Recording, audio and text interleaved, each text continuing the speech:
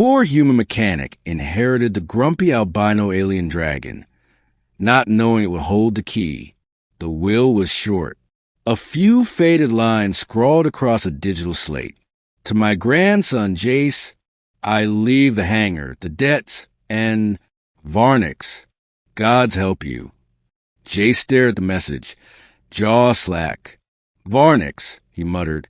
He left me the dragon? The lawyer nodded. Technically, she's classified as a sentient bioorganic weapon.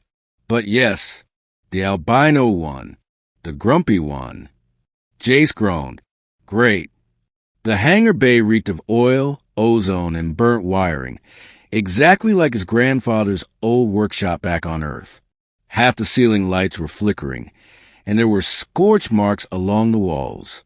Then came the deep, reverberating growl. She was awake, tethered to a containment ring at the center of the hangar. The dragon loomed, white-scaled, spike-ridged, with glowing red eyes like twin suns behind storm clouds. Her tail flicked as Jace approached, sending sparks skittering from a loose energy panel.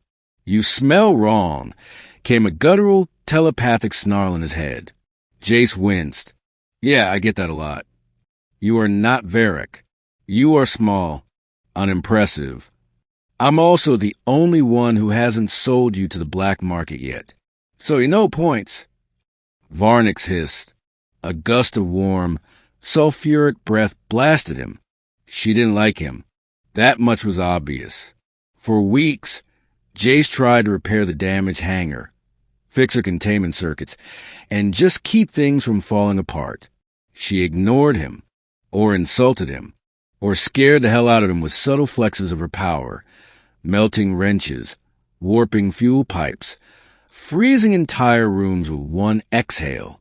Still, he brought her food, talked to her, tried to learn her old tech interface, even though it was in a language the Galactic Hub had banned ages ago. Why do you stay, small mechanic? She grumbled one night. Jace looked up from his tools. Because my grandfather didn't leave me much else. That is foolish. Maybe, he said, wiping his greasy hands on his shirt. But I don't think he kept you around just for firepower. You meant something to him.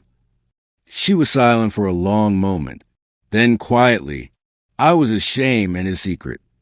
Everything changed the day the Dominion enforcers arrived. They came looking for contraband war beasts, scanning hangars and shipyards across the district. Jace tried to hide Varnix, but she was too big, too old, too dangerous. They found her. Relic-class bioweapon. The officer sneered. Illegal. Confiscated. You can't take her. Jace protested. Do you have a Class G1 bond certification?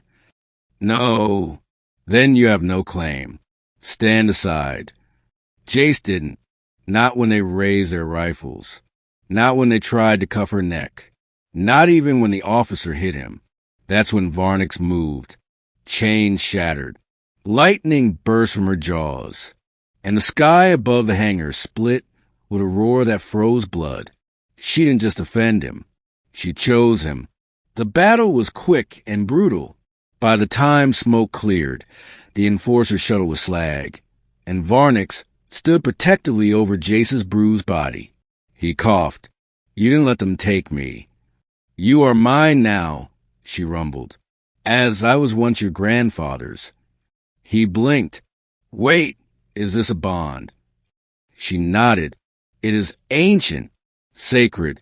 I felt it stirring when you fed me with burnt noodles and stubborn hands. Wow, he muttered. Romantic. She snorted. Later that night, Jace sat beside her as she recharged her plasma heart. I never knew my grandfather was part of a war, he said quietly. He was not just a mechanic. He was a forger, a soul linker. He could awaken us. Jace frowned. Awaken? Varnix's eyes glowed faintly. Dragons like me were made during the Starforge Wars. Weapons. But your grandfather discovered we had more. Hearts. Memory. We needed partners. Symbionts. You're saying he gave you something no one else could?